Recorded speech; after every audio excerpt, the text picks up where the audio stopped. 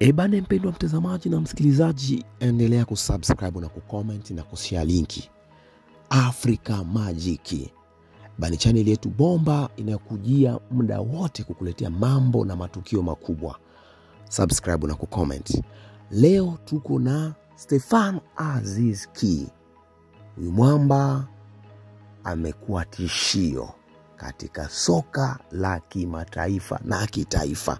Ni mchezaji wa klabu ya Simba, leo anatafutwa na Wydad Casablanca, timu kubwa ndani ya vilabu 10 Afrika. Lazima utaiongelea.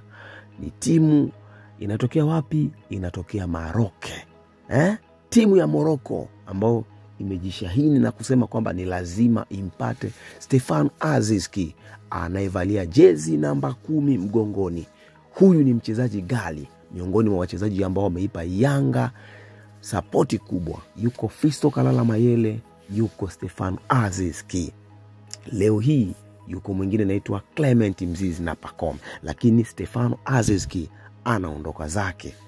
Mipunga ambayo amepewa ni kufuru ndani ya soka la Afrika. Leo hii wachezaji wanalipwa vizuri, nao ni matajiri, kiasi kwamba ukiwa na jina na ukiwa na timu nzuri, unasheheni popote pale, utaishi maisha ya kifahari Afrika. Kaulizi wa kina Chama ndo wanajua thamani ya mchezaji wa Afrika. Yeye ni nani? Ni leo Stephane Aziz Ki, mabilioni ya pesa yametengwa na dau kubwa la mshahara ambao ni zaidi ya mara 3 ndani ya mshahara wa klabu ya Yanga. Tunasema kwamba mshahara mkubwa anaopata Stephane Aziz Ki ni zaidi ya milioni 100 na za mashilingi, kitu ambacho hangeliweza kufikia kamwe. Klabu ya Yanga kwa sasa inasita huku ikimtafuta mrisi wa Stephane Aziz Ki. Wakijitupa kwa nani? Wakijitupa kwa Fei Toto. Huku Simba nao wanakodoa macho, lakini Africa Magic channel kubwa inakutazamia matukio muhimu ya transfer mbalimbali za soka kimataifa na kitaifa.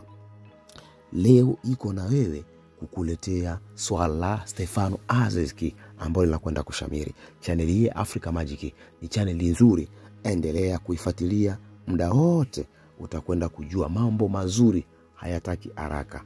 Stephane Aziz Ki anaondoka, lipi lifanyike?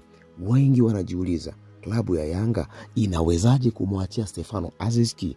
Kwa sababu moja tu, pesa siku zote zinamtoa yoyote yule aliyekuwa amekwama sehemu na akatatua matatizo yake, huku wakingoja tu kumpata mrisi, ili naye ameshakubali na kusema kwamba ni lazima nikachange mazingira, ni lazima nikabadilishe mazingira.